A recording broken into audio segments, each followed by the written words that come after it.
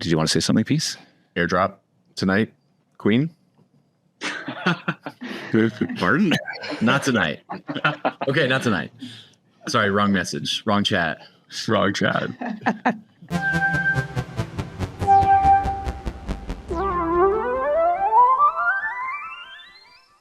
Let's go. Episode 30, Internet Explorers. This is our midlife crisis episode. We're into that phase of our lives. Very exciting. This is Internet Explorers. We're here every Friday morning, 10 a.m. Pacific, 1 p.m. Eastern, just leaning into the edges of the consumer crypto space.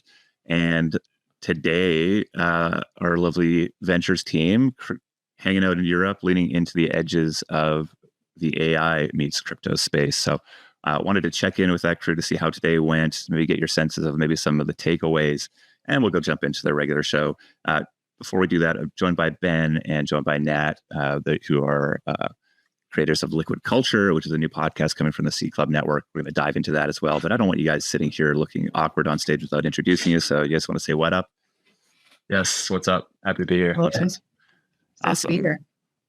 Cool. So we have Warren and Nima tuning in from Berlin after what I'm assuming was a very full-on day of conversations. How are you doing, guys? I think we're unmuted. That's primarily how we're feeling. And it's been an amazing day. We kind of didn't expect as many people to show up, but basically everyone plus their ones, they showed up. And I would say it was a really interesting gathering of people who were kind of sandwiched in really out there crazy ideas, as some of our live stream friends might have noticed.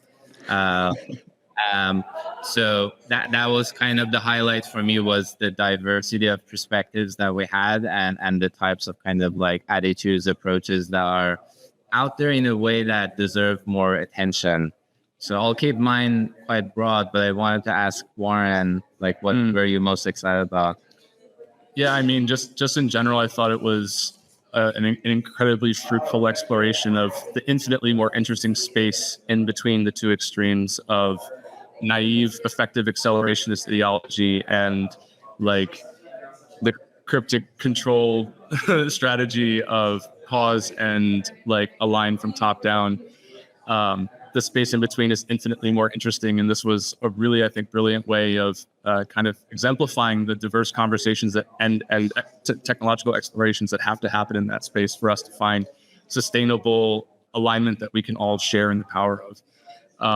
I was especially inspired by Trent's talk, which just really blew my mind in exploring the shapes of superintelligence that would be less risky, and then like some ideas I never considered about sort of working first with like climate systems. I thought that was a very interesting idea. I was really impressed by Nick's talk about agent-based DAOs and some of the ideas that were proposed there. And also just like the delightful contrast of Matt and Holly's talk, where, you know, you get into the real ground level implementation of some of this stuff, and you see the real limits that you hit in the world legally and culturally and socially. But like, who else is doing that? It was so inspiring to see them like showing, this is actually how it looks when you make this happen at the real intersection with art and the law. Yeah. And lastly, like Andres's talk was incredibly inspiring, and still has my wheels spinning about some of the implications for AI research that I think are like it's uber early to appreciate at this stage. And specifically, what I really loved, I asked Holly and Matt from Spawning, like, where should we start in crypto? Because we can't really expect to onboard the entire planet to kind of crypto provenance rails for AI. And they said the role that they see most clearly for us is governance. And that's really our focus at Seed Club, at Seed Club Ventures. We started in the DAO space. We're still committed to it. And we would love to DAOify AI ASAP. I love it. All right. I mean, there's so much more to get into here. I think we'll have the videos from these live streams up on our YouTube channel at some point. So we'll make sure that you see that. So subscribe to the Seed Club newsletter or the YouTube channel so you can see that. I mean, I think that my general take here is that most people have such a thin view of what's happening in AI. Even if you're trying to pay attention, there's just so much more complication and opportunity and weirdness and funness and yeah, all the things kind of in there. And so I think these longer form conversations with the people who are just truly leaning into the edges of this new technology are probably some of the best time you can spend, as clearly AI is a platform shift here that we all need to pay attention to. So thanks guys for tuning in. Congrats on the successful event. Looking forward to watching it all, and hope you guys have a wonderful weekend. Thank you very much. Oh yeah. All right. Peace, are you with us? I'm here. Let's go. What are you eating today? What are you eating today, baby? What are you eating? What's brown sugar Pop-Tarts.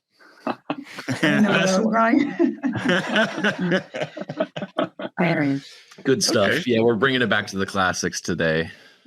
I love it. Need some good mood food. What can I say?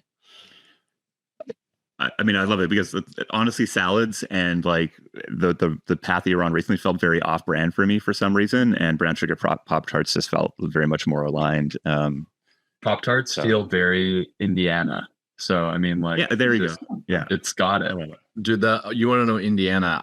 The coffee place that I go to, they serve a biscuits and gravy burrito, and no one even looks at you weird when you order it, and it's so amazing. There's actually biscuits in the burrito. Do you know how fucked up that is? That's like a legitimate food crime, but it is. I get it though. You know, like hash browns in a burrito are like the best thing ever. So is that similar? Maybe. I don't know. Not the point. No. Well, I mean, maybe it's a good transition here. So Ben Nat, big announcement this week. Something we've been working on. Well, you guys have been leaning into behind the scenes for a while now. A new podcast called Liquid Culture. I think one of the things that I'm most excited about that we get to do on a regular basis at Seed Club is just lean into the edges of new and interesting and weird spaces. And the way we do that is through finding incredible people and learning alongside them. And it's been sort of this long-term vision for us that we're really just on the beginning edges of trying to figure out how we can go build more of a network that can sort of bring those insights from the edges, bring those conversations, bring those learnings to people who are I think very eager to try to stay relevant in this sort of fast-paced, ever-evolving, ever-expanding world that we all spend our time in. So very excited to see the launch of Liquid Culture, the new podcast you two are working on. And so you guys are going to spend the day with us today. Josh is off fly fishing or something like that. Who even knew that that's part of what he does? But of course, why not? So you're going to be guest host with us today, which is exciting. But I want to at least lean into a little bit more about what Liquid Culture is, what you hope to achieve with it, and what people should expect. And introduce yourselves, because I am shit at introducing people. And yeah, amazing. Now, do you want to tee it up? Yeah, sure. I guess to introduce myself, I'm Natalie, obviously. And my kind of like the reason why I'm in crypto, at least right now, is I'm a full-time investor at Beind Capital Crypto, and helping sort of like build out the consumer thesis there. And then in my personal life, I've been a musician, singer-songwriter since 2017, 2018. So very passionate about just the disruption of traditional media structures, something I felt the pain point of in my personal life. A lot of my friends who are artists as well. So we can talk more about it, but that's like a little bit of my intro and kind of how I fell into this whole consumer crypto world that we all live in. Love it. Yeah. And I mean, my name's Ben. I'm working with the Seed Club team at the moment with this accelerator cohort. I've kind of been around doing some writing, some media, some investing stuff in crypto land for a while now. And I feel like the podcast is just a good amalgamation of all the things I like about the industry. It's like crypto, it's disruption, it's creative industries. And I feel like, yeah, it's just been super fun to kick this off, and Matt's been a great partner on it. All right. So you have a couple episodes that are out, or one episode that's out right now. I know there's a couple more in the hopper. Who do you have on now, and who should people expect in future episodes? Yeah, so we had Derek Edwards on as our first guest. So he's a partner at Collab Currency. They were kind of one of the first funds that positioned themselves for this consumer crypto movement. So it just felt like good energy to do a high level podcast with him, kind of get a sense of like, what is this niche? And then, yeah, Nat, do you want to share about some of the other ones? Yeah, our next pod is going to be with Danny from Drop. where we're going to be going deep into like the digital fashion conversation. I think for people who are interested in that intersection, I think that'll be a really good one because she kind of goes much further than some of the basic things that people may have heard of when they've heard of, crypto fashion. We're also going to be interviewing like a lot of artists, and not just founders and investors, but also people who actually create on chain and put their media on chain and can speak to sort of, what that's like and the economics behind that. So stay tuned for to hear from your favorite on chain artists as well. Awesome. So you can go subscribe to this now. It's on Spotify, your favorite podcast players. If we can drop a link in the chat, that would be helpful. Somebody who's listening.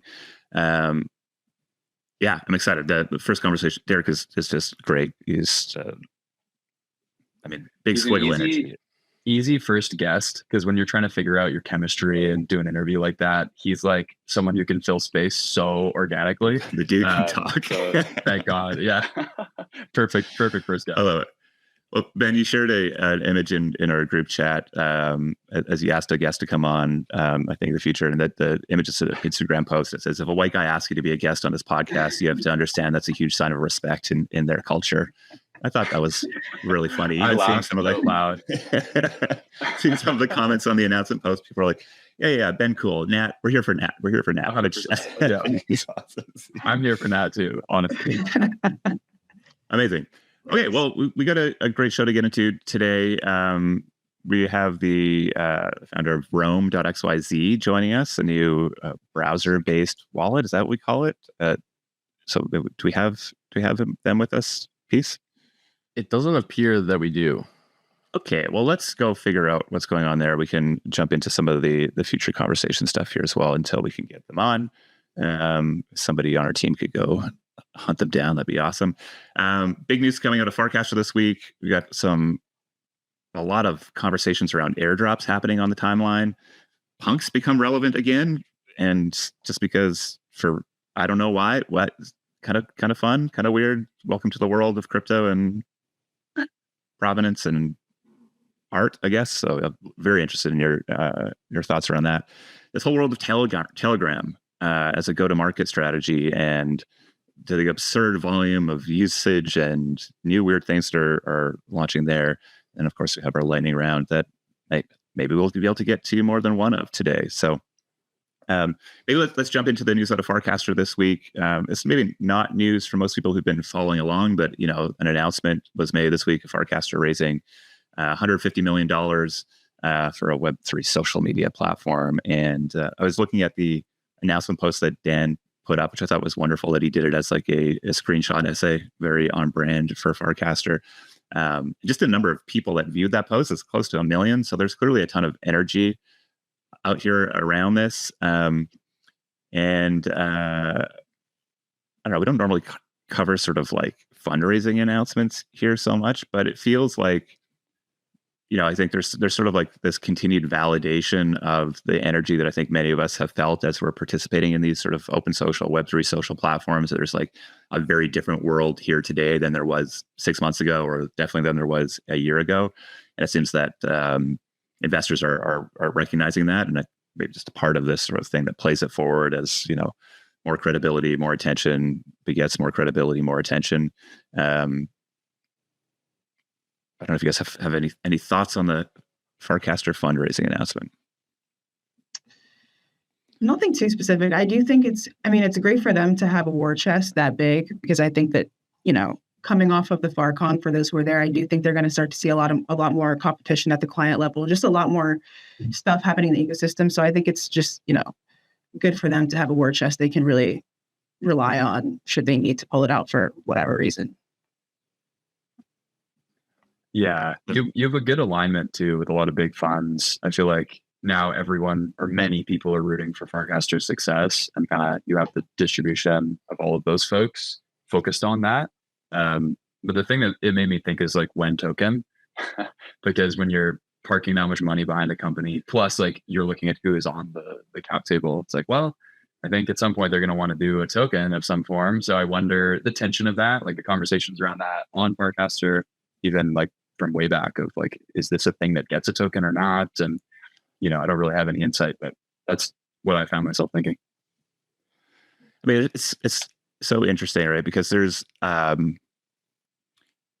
this isn't like the Facebook founding story, right? Guy comes out of university, all of a sudden this social network goes, and he doesn't have any credibility beyond building this first app, and goes on to become this behemoth. This is founded by two guys that have kind of made it already, right? They were early in Coinbase. They kind of rolled into it. We set them up to play the long game. They bootstrapped the product for the longest time. I think they've done one round prior to this one.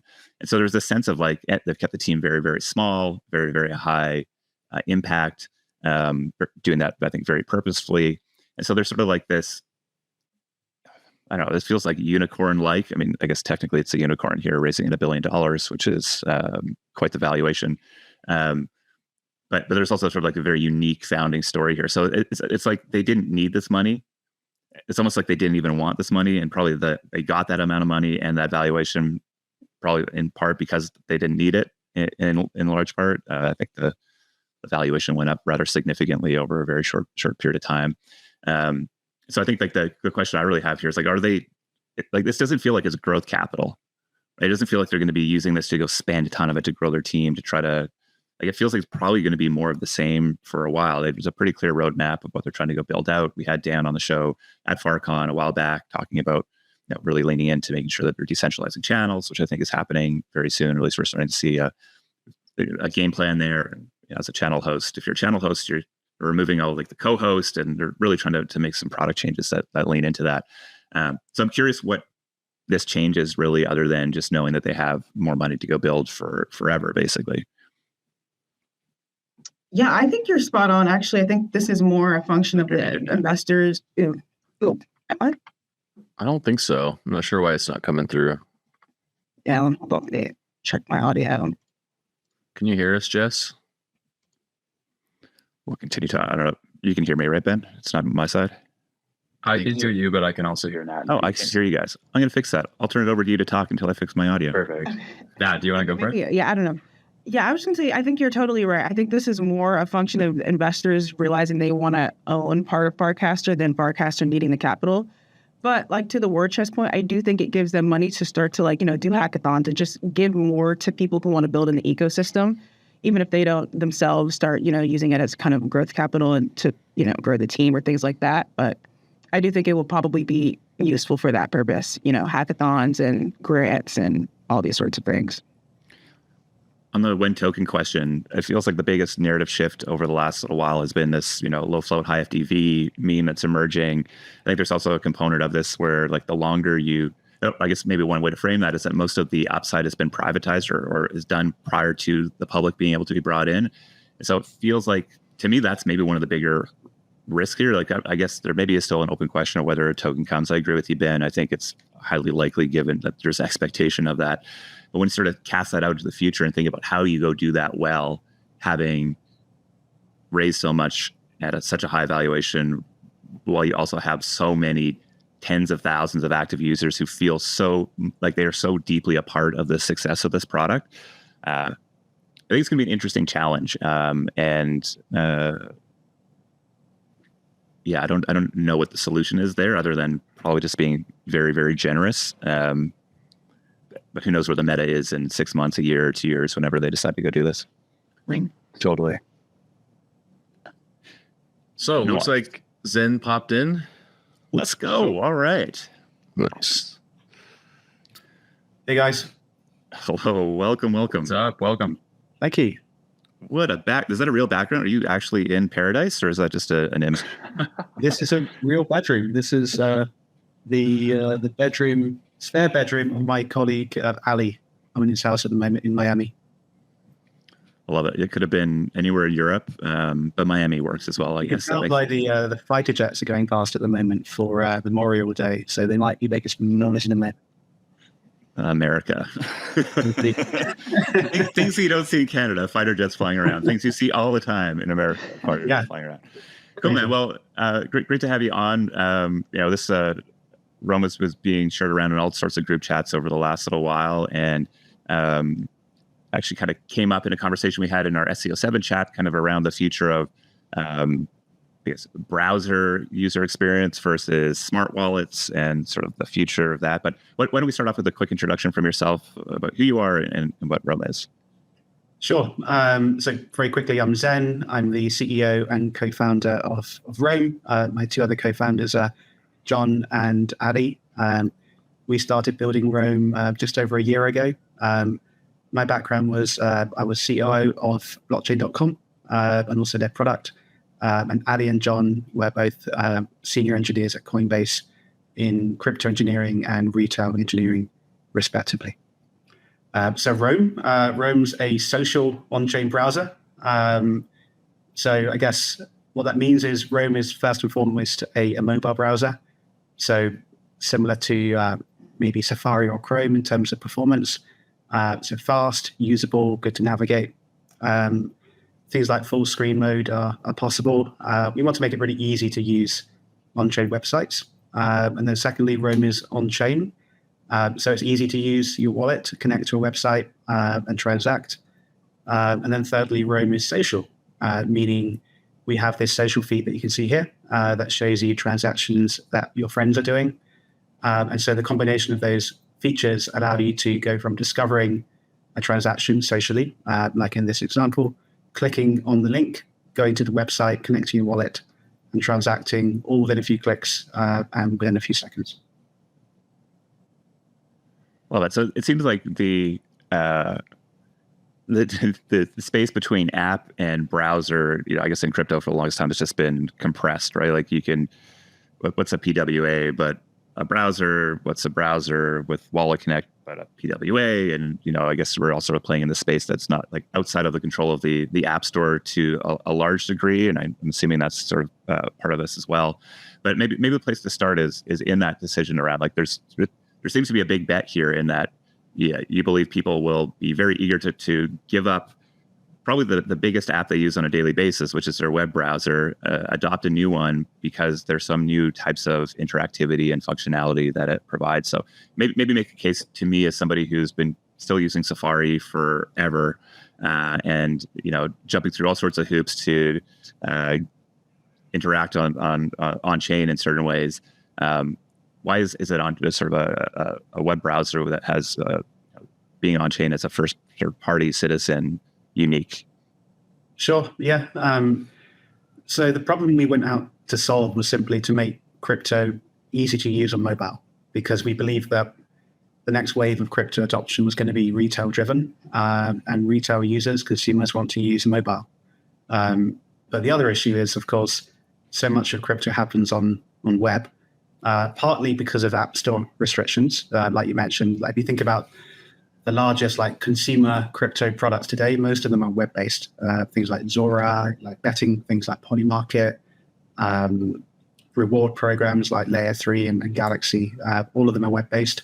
And I think the App Store restrictions, OpenSea is another one, has a lot to do with that.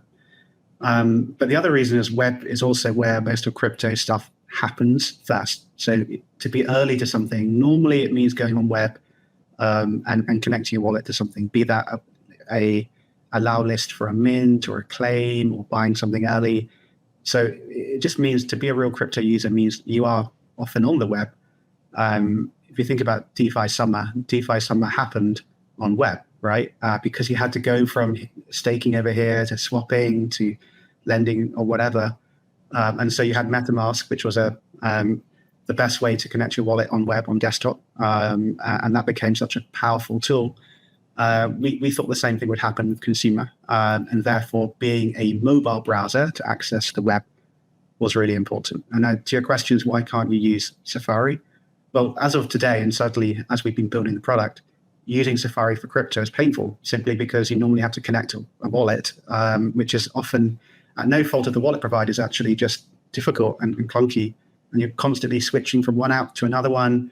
Maybe you discover something on Farcaster, you click on the link, it takes you to a web view, you then open it up in Safari, you then go through, try and connect your wallet, it says, connect to MetaMask, you click on it, I haven't got MetaMask, okay, connect to Coinbase, okay, You're giving me PTSD, you're giving me Exactly, so that's the reason. And so people who really want to use crypto didn't have a very good way of using it. And of course, there were there are in-app browsers within other wallets, but they have been quite limited in functionality. And so we felt the best way to deliver this experience was simply by being a browser. And if you care about crypto, and if you're someone who does a lot of crypto, and you want to do it on mobile, then we want to be the browser that you use. I'm not sure we have to replace your use of Safari or Chrome on your phone, but simply be the place where if you want to use on-chain websites and do crypto-related activity, then Rome is the best browser for that. I have a question. I imported my keys. I like it. I've been trying to use it as my daily driver, but I'm wondering why is it better than MetaMask's browser or Rainbow's browser? Or are there browser specific considerations that you guys are making to position that as your go-to-market? Sure. So firstly, Rome is it's browser first. So we didn't create a wallet and then add a browser. We created a browser which has a wallet to achieve the goal of using on-chain websites. So the design of the UX is very much designed around the browser. You have a full screen browser, you have an area for tabs, you have the wallet. And so what that means is a much more of a browsing immersive experience. You can go to, for example, a full screen. You can't do that on other wallets. You can lock it at full screen to make the website feel like a native app. And also we built it as a iOS native browser as well. So it's actually more performant than I would say most other in-wallet browsers today. And we make the connection process very quick. So for example, you can connect different wallets to different tabs and manage your workflows like that. And then thirdly, we have a social feed, which today no other wallets have, and I imagine they might add them in soon. And so you have this social feed of transactions linked to Farcaster. So in real time, you can see what your friends are doing, what's trending on Farcaster, across not just one type of transaction, but everything. So it can be mints you're seeing people do, swaps you're seeing people do, people joining parties, memberships. So everything shows up in this feed. So it's a fairly rich experience of different interesting things to do on chain, driven through your social graph on Farcaster.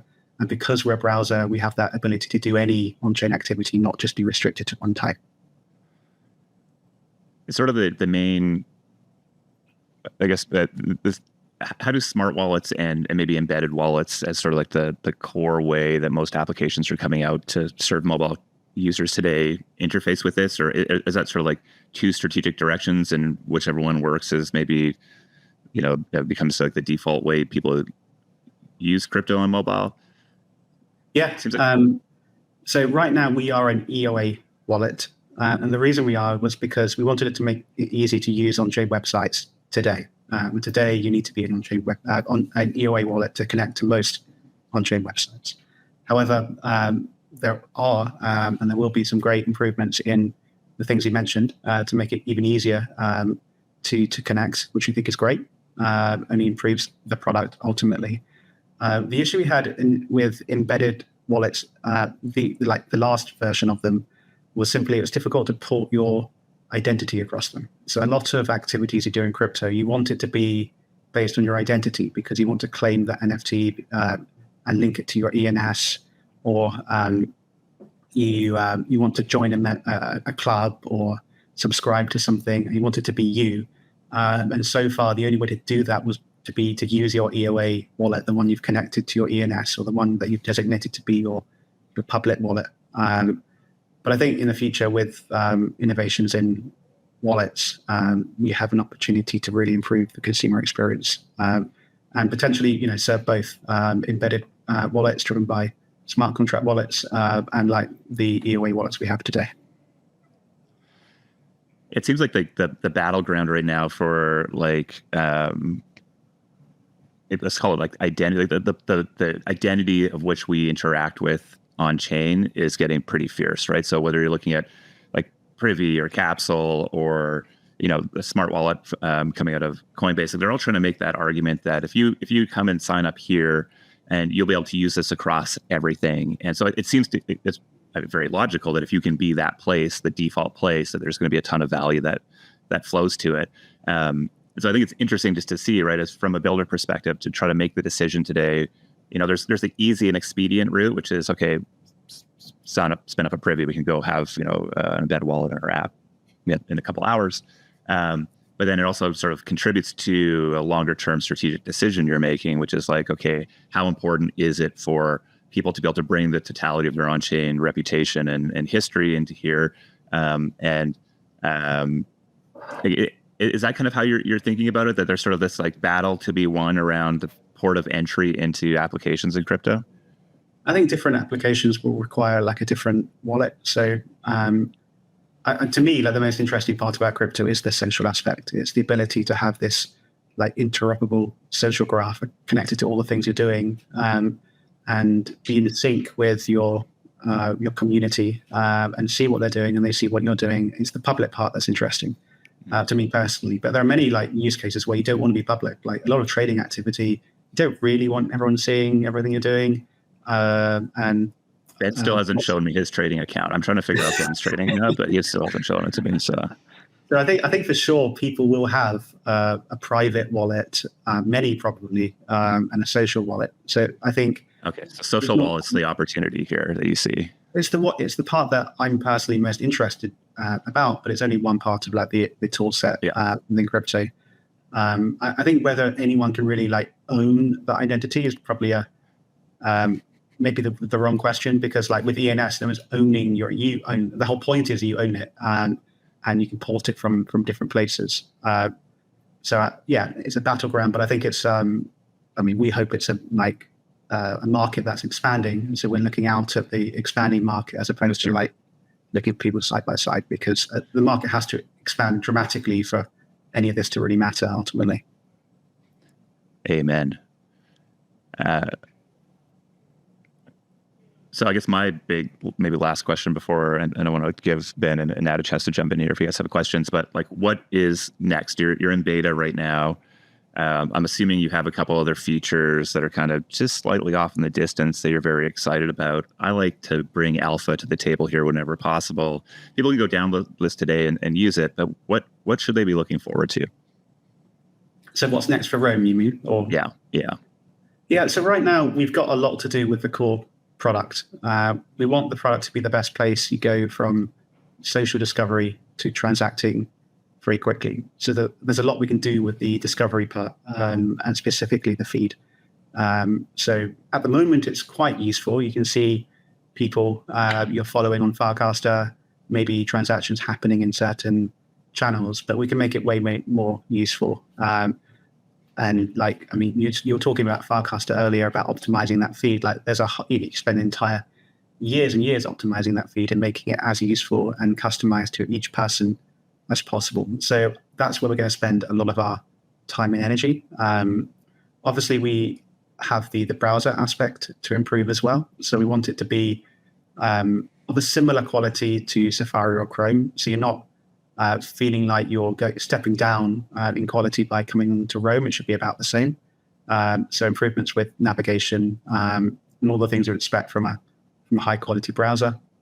And on the wallet side, we just want to make the connection part to the browser as seamless and quick as possible. So right now it's quite quick, but there are additional ways we can make that process even faster. I love it. It is like the multitude of tiny details that will make this feel just far more pleasurable and enjoyable to use, kind of compound on top of itself. So I love that focus on the basics. Nat, Ben, anything else here before we send back to the building journey that he's on? Yeah, I do have a question. I've recently been getting more crypto pilled, like a red pilled on a crypto browser. So I'm curious, is this sort of just like your go-to-market, or do you see browsers, crypto native browsers, being the long-term way that we interface with applications? And like, what in your mind are the implications of that becoming the kind of the dominant way that people interface with apps? Yeah, sure. So this is the product. This is not a go-to-market strategy. We're building a mobile browser. I think ultimately, like within Web 2, there's use cases for when you use a browser and use cases for an app. And there's many reasons why you need to use a browser for stuff. You can imagine all sorts of mini apps and certain applications being built on web, which people want to access. You can imagine newer things popping up all the time. You have to be on web to access them. So yeah, ultimately we think the web is huge. The future of crypto is huge. And there's more than enough space for a dedicated browser for crypto and for on-chain users. So Very cool. I'm stoked to test it out. Can't wait. Yeah, feedback really, really welcome. We have a channel in Farcaster. Just put it there. We're really listening to users and hearing their feedback and incorporating that into the product. So yeah, would love to hear your feedback on the product. Well, Peace is an early adopter. He was giving it high praise in our group chat the other day. So amazing. So, where are you on Twitter? Can we find you on X or Farcaster? Yeah, I'm on both. We actually, so my username is ZenBH, XENBH. And on Farcaster, we have Rome, the Rome channel, and the Rome handle on Twitter, and Farcaster is Rome XYZ. We actually launched exclusively on Farcaster. So we intentionally didn't launch on Twitter. We have a Twitter, so it's Rome_XYZ.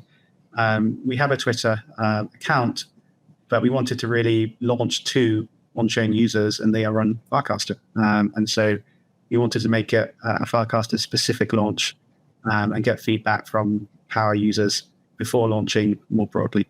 So we're very active on Farcaster. We have a channel, we have an account. I'm pretty active there, so please come join us and let us know how you're getting on with Rome. amazing.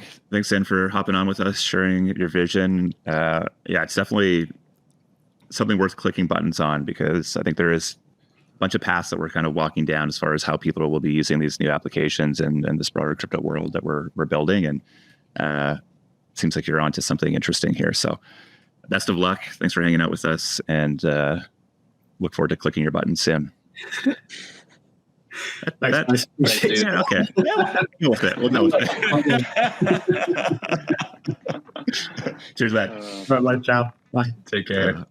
Quite frankly, I'm surprised more weird shit doesn't come out of my mouth on a regular basis. Maybe it does, and I just don't even catch it. That one I had a bit of a pause around. It's like, okay, that's cool.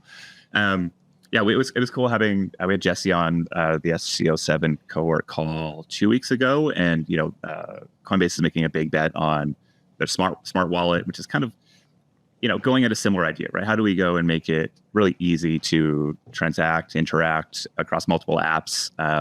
And I guess the core thing kind of came down to whether it's going to be easier to get people to adopt a new browser, or it's going to be easier to get them to adopt a new wallet. And my gut is it's probably going to be easier to get them to do a new wallet, just because it's actually where people are going. Like Coinbase goes out and just does a big DevRel press to get people to use smart wallet, and then me as a user, I'm coming in to use a new app that's exciting, and maybe to speculate on, or I'm going to try a whole new feature set. And for me to do that, I need to sign up using a smart wallet. It feels like there's like a higher intent there versus maybe trying to go and find a separate browser to go and do that through. But there's also this part of me that just thinks that there is, I'm an Apple fanboy. I did a brief step off into using Android, and I regretted a year and a half I was locked into that. And I think I paid my way out of the contract early as well, because I was like, the integration and sort of the user experience is just so much better when you can actually, bring delightful experiences together. And so it feels like if they can really lean into that, they can probably get a pretty core group of users that just find using Roam far more compelling. And then, of course, you layer on top of the social pieces there. That's also pretty interesting. So excited to see where that goes. And I just love whenever we sort of see these sort of two paths emerging, where you're, as a builder, you're kind of needing to make some decisions of where you think the future might be. And always interesting to dive into those things. So it definitely, Rome definitely feels like a brand play more than an infrastructure play. I forgot to ask him about his Zora fanboy. I wanted to ask about Zora, because I thought it was a Zora product when it first came out, just by the look of it. Yeah, that's interesting about it to me. I just want to mint on mobile easily. And I was honestly wondering, I'm like, I wish Coinbase would drop a browser. I've been thinking that for like the past month or so. They really explicitly said that that's not what, well, at least, as much as Jesse can speak for folks. Which makes sense from their perspective. Yeah, I think it does too. Cool. All right. So Did you want to say something, Peace? Airdrop tonight, Queen? Pardon? Not tonight. Okay, not tonight. Sorry, wrong message, wrong chat. Wrong chat. Yeah, that's my. All right. I mean, that's very. Yeah, that's Peace right there. Peace says something in the group chat, and I go, "What?" Real chat. Yeah, it's good. Okay, so the airdrop meta. I mean, I think we sort of been talking about this in a various different ways over the last little while about, you know, this low float high FDV, this sort of airdrop meta of I think people almost let points meta into the airdrop meta, into the down into the right meta, you know, for like these sort of like very hyped up airdrops that seem to just underperform and disappoint users in many ways. And I feel like there really has been a shift in the market around it. And I think, like, if I'm sitting here on my infrastructure play thinking that, you know, running the game plan that I was going to run 6 months ago is the right game plan to run today, I'm probably questioning it a little bit, even though, you know, at least in the short term, it seems like there's still a ton of value to be had from launching low float high FDV tokens, at least in market cap, at least until the next level of unlocks come through. But we had a bunch of sort of conversations, pieces that have come out this week that I think are, you know, really thoughtful explorations of this. Cobie, I mean, just so lovely to have him back on his bullshit out here writing stuff. I think this piece was just a really good overview of kind of how we got to where we are and what's happening in the market. Kind of talks about how we're kind of running this narrative back that seems to come out every cycle in a different way, and kind of leads me to be even more interested in knowing what he's building with Echo, because it sounds like kind of well timed for this. Or do you guys have a chance to read this post from Cobie? I did. Yeah. Yeah. I feel like he does a good job just summarizing the whole thing. It's almost like he's got this role of like elder statesman, but he doesn't take himself seriously, kind of like drunken elder statesman, maybe. And I love that for us and for him, where it's just like a fun way to summarize stuff, but it actually is really deep. Obviously, he's a really sharp dude. And I think this covers it well. I think I read this and walked away thinking like it's so bullish for people who just want to build stuff without doing a whole bunch of venture like raising, right? To be able to say like, I'm going to build something cool. We're going to roll a token early. We're going to get all these community people behind us and then run it up big. Something like Hyperliquid is something that Matt and I have talked about a bunch. They didn't raise any money. They, you know, are likely an example that will do well because they don't have to deal with this whole like chaos of high FDV marks. But anyway, there's a lot of ways we could bend this chat, but I think this essay in particular does a good job. I mean, I feel like there's this like world that exists that most people are maybe blissfully unaware of, and it's that world of like, we built the infrastructure, we're going to go launch a token. How do we go do that? And that path is most recently been like a later round, a pre-token round that is at a fairly substantial valuation relative to maybe a previous one. It's also about getting market makers involved. So there's usually a big grant of tokens that are going to market makers. And in many cases, it's about giving a big grant of tokens to centralized exchanges, Binance being the big one. And so there's sort of all these incentives to really try to drive up the network value of these things, both from founders want that because, I mean, I would love to own a major percentage of $500 million or $1 billion network.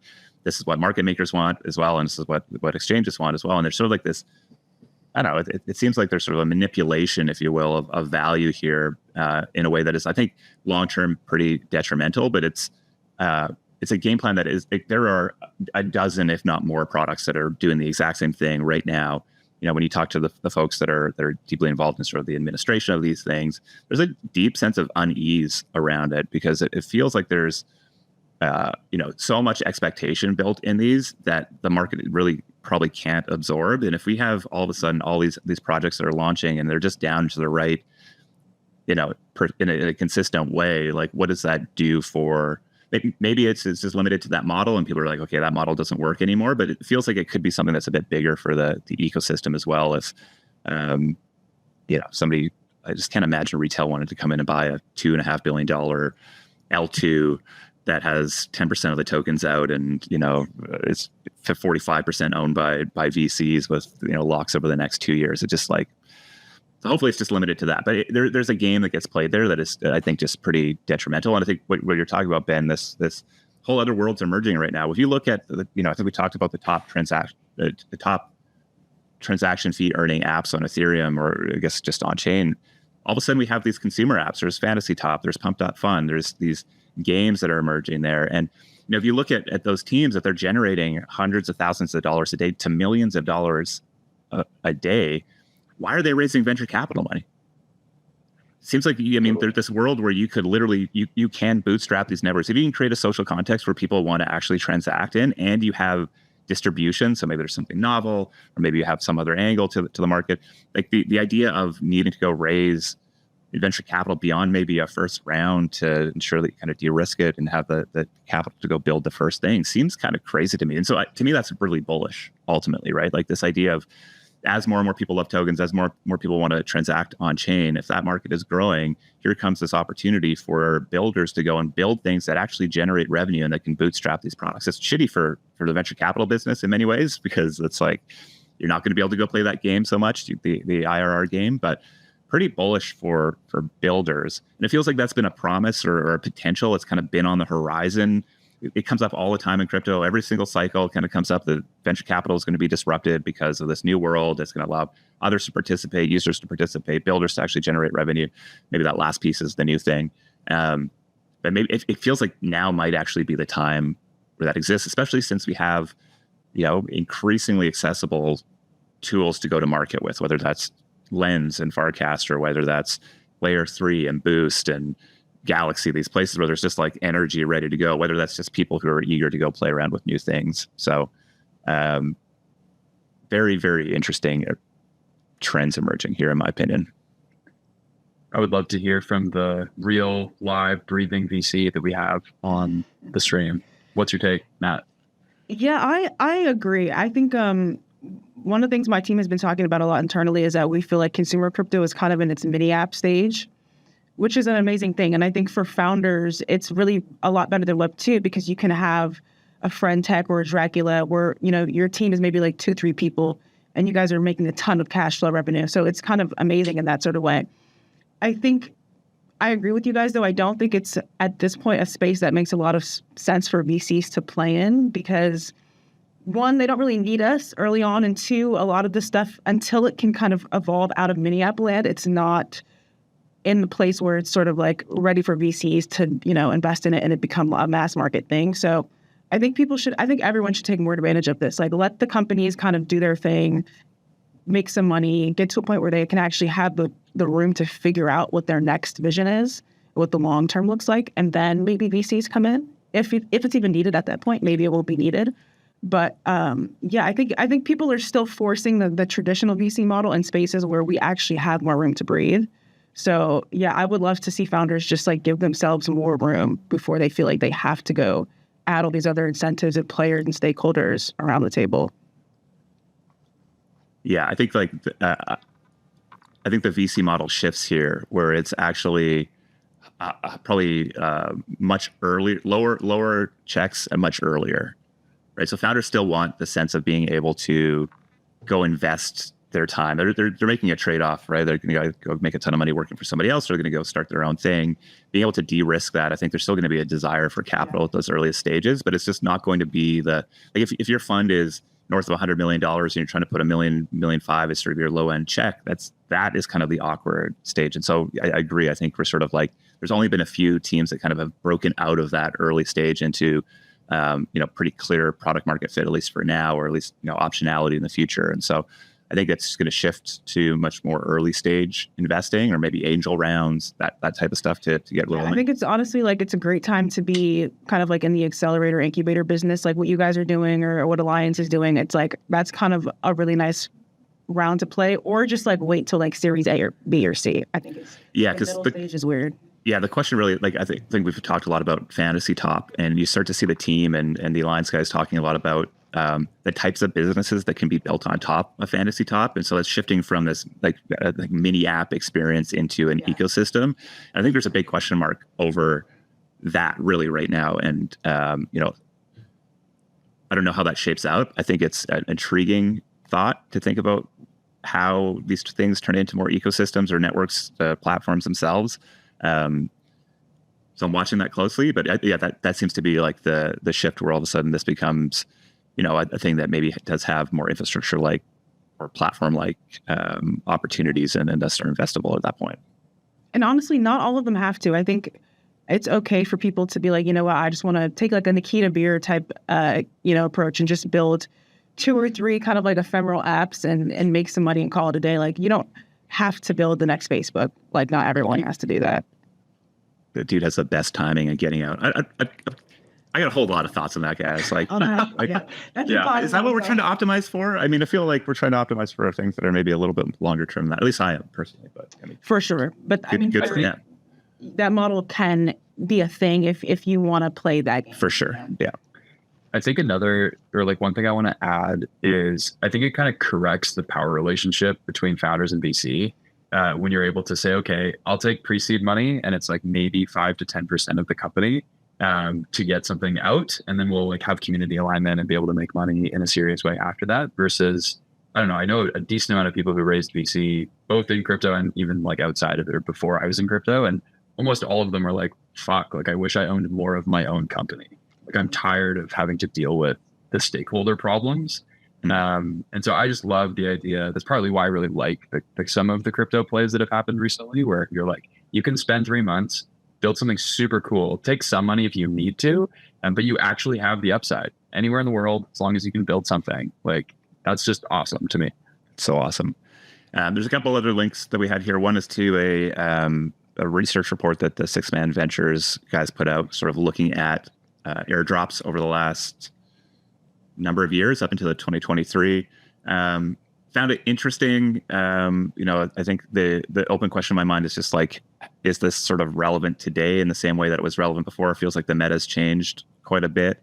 But I think it's always wonderful to sort of like, we have pieces over the last 18 months that are kind of showing like the ineffectiveness of airdrops or how you make airdrops effective, et cetera. And these guys just kind of took a pretty good objective view at what's actually happened. And I didn't sort of walk away with any like massive insights. I think the core sort of solution here was, or recommendation was to focus on a small core group, to not go as wide as maybe some of the early airdrops were, and then maybe to sort of iterate on top of that, which I think checks out in my mind. But we'll sort of, I think Josh will share this link in his roundup, and so you can go deeper here. It's worth looking at this just to get a sense of the market. And then I think the last link here was sort of running it back to a tweet that Jesse Walden shared out the end of last year.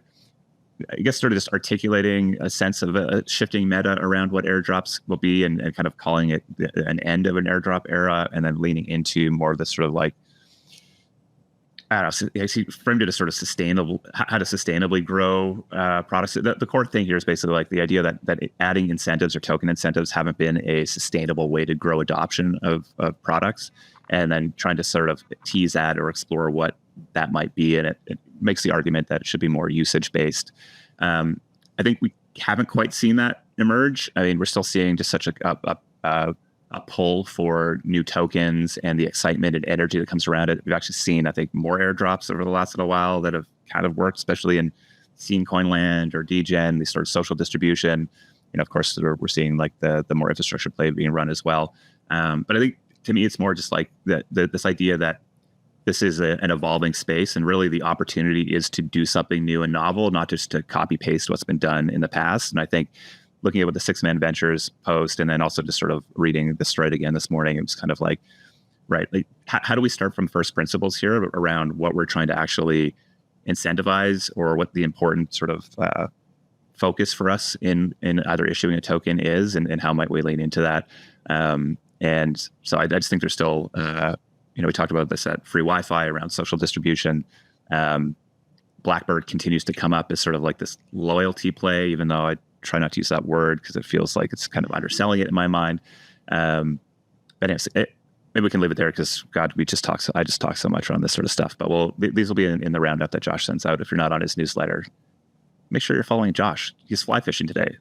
Hopefully there's some pics. There's some action pics of him looking like Tucker Carlson out there on the river doing his thing. All right, let's quickly step ahead to punks. I have no opinions on punks. I feel like you guys probably have more stronger opinions, given that you are cooler than me. What the hell happened here? I don't. Yeah, I'll let you take this one, Ben, because I'm confused myself. Yeah. All right. So Yuga bought punks. Part of what they've tried to do is, not do too much for the collection. Like that was the sort of one suggestion that the community had of just like let punks be punks and forget about it. But essentially what happened is they like have an artist in residence program. The artist who did this collection kind of did something that was punk inspired. And it's actually like, to me, the conversation got a little bit overblown on Twitter. Like that this wasn't meant to be like a mutant punks situation. Like the intention was not to say, hey, here's this collection on top of punks. Like we're trying to make it really active. It was an art thing, right? And people had actually talked about it a lot in advance. It just sort of took the Twitter timeline by surprise. So I see it as like more of a comms problem. Like they just didn't explain what they were doing and why this was interesting. And like, essentially they wanted to shift into more of the art conversation. And, the artist has some interesting backstory and some credibility in the art world and things like that. And so anyway, long story short, Garga was like, okay, we're going to not do this. We're just going to leave punks. Like we see the backlash, get it, understandable. But I also kind of felt like badly for the I artist hate that. who, What? You get, just run by your community. Like have some spine on this. This doesn't look like punk. How do you think this is not a punk derivative? Like, what are you talking about here? Yeah, I don't. Yeah. So I don't know. I'm like, I think it just like was it coming out of the Cryptopunks account for sure is the thing. It's like when Cryptopunks posts it feels very different than when Yuga talks about a drop and an artist in residency that they're hosting. Okay. But yeah, I think I'm very supportive of punks being punks. Like, just forget about that. It's like an art collection. This has got so much history in crypto. Like, you don't need to manage it, all that stuff. But I do think, Natalie and some of the other people at Yuga who spend time working on like stewarding punks or doing some culture work around it are still really cool. And it's just about communicating like what the difference is. And that was the like, oh shit moment for so many people in crypto being like, oh, my punks are now some sort of Yuga asset. Oh no. And okay, I just think that missed the mark. And so it's a comms thing to me at the end of the day. Well, yeah, you kind of want to have like punks are valuable because you don't need to touch them. Like the less you touch them, the more valuable they become. And now all of a sudden you're like, well, people don't have a whole lot of trust in Yuga right now, really at all. And there's sort of a fear that they might ruin this good thing that they kind of have going for them. So, okay, that makes sense. That first tweet piece on the Garga retweet there, that's like his sort of, hey, we see, what's going on. And this is the way that we've, I think he managed to thread the needle. Okay. Again, it would have been better in advance, especially like to be more respectful of the artists, to say, have some clarity around what was going on. But anyway, it fits in the category of much ado about nothing. It was just unfortunate in so many ways. I just felt for the artists because they are just clearly talented and have an incredible history and, been obviously putting a lot of heartbeats into making this stuff. And then all of a sudden they're experiencing crypto as a mob of human beings trashing on their art. Like, great. That's not great. Okay, we're going to skip over to Telegram go-to-market because I think there's actually like a lot to dive in there, and we'll have to have Josh on to dive into that. If you haven't been clicking buttons on Telegram, if you're building an app and not looking at Telegram as part of your go-to-market, you're probably missing out on a pretty big opportunity. At least that's been my takeaway over the last couple weeks and months as Josh has pulled me deeper into the absurdity of it all. There's just a lot of people there who like to click buttons. So we'll dive more fruitfully into that. But of course, we have to get to a lightning round here. So what do we have here? We've got a couple good ones. Okay, sick. Oh, sorry. Yeah.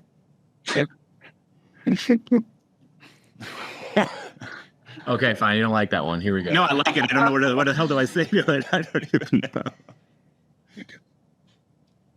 Okay. Is this reaction? This is Peace, you're gonna have to talk over these if you have any relevant stuff because I don't know what the hell is even going on here. What?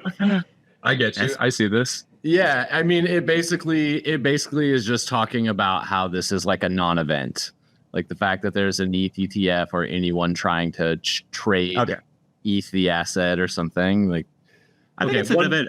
I think it's actually a pretty big event if it actually happens. Maybe in the current status right now is maybe overblown, but I feel like we need an entire, like another segment of just meme hermeneutics with peace, where it's just like a breakdown and interpretation of what the hell is this on the timeline. It would play well. We can do that. What the fuck is peace doing on chain? Could just be that for Okay, well, one more, because I think this would have been a better follow up to Punks. This is the creator of Bitcoin Puppets. I'm going to proof doing fuck all. I'm going to proof doing fuck all is the best strategy or fail trying. Love it. He's going to do it. This is great. This is a good response. Delete your account. Too much thoughts execution. I love it. So we'll see. I think there also sad news from the land of meme land. I think the Doge dog passed away yesterday. Yeah. So there's a commemorative mint on titles going if people want to participate in that. I just saw that on the timeline. Oh, nice. A shout out from Adult Swim, even. Respect. I mean, what an iconic meme, really, you know, and just think about like probably most famous dog in world history ever, right? Gotta be. And probably will be forever, really. Forever, right, yeah. The memetics around it, which is kind of wild. So thank you, Doge dog. I can't pronounce the name. I'm going to mispronounce it if I try to do it. So unless you guys have a chance to, nobody knows. It's okay. We went wrong. It'll be known as Doge forever. There's Doge. Love it. I love it. All right, folks. Nat, Ben, thanks for hanging out with us today. You can go check out Liquid Culture. Just search for it in your favorite podcast app. Also, we have it up on our feed. A whole bunch of awesome conversations coming out of that, and very excited to see what you turn that into as you continue to lean into that interesting angle of conversation. We're back here every Friday, 10 a.m. Pacific, 1 p.m. Eastern. We're going to get the full rundown of what fly fishing is like from Josh next week, so tune in for that. Very exciting. And just a reminder, we have C Club's demo day coming up in about just under 4 weeks. So June 20th, you'll start to see stuff coming out next week. So make sure you get that on your calendar. We'll be very loud about it. We have a bunch of fun stuff planned around it. We got 8 incredible teams. Rumor on the street is that even Enjoy is going to be demoing at Demo Day, which is like, what does that even mean? Who knows? Kind of fun, very exciting. It will not be dull over the coming weeks, that's for sure. It never is. But thank you, too, for hanging out with us today. We'll be back here next Friday, 10 a.m. Pacific, 1 p.m. Eastern. And until then, we'll see you on chain. And so thank you guys so much for having us. Later, guys.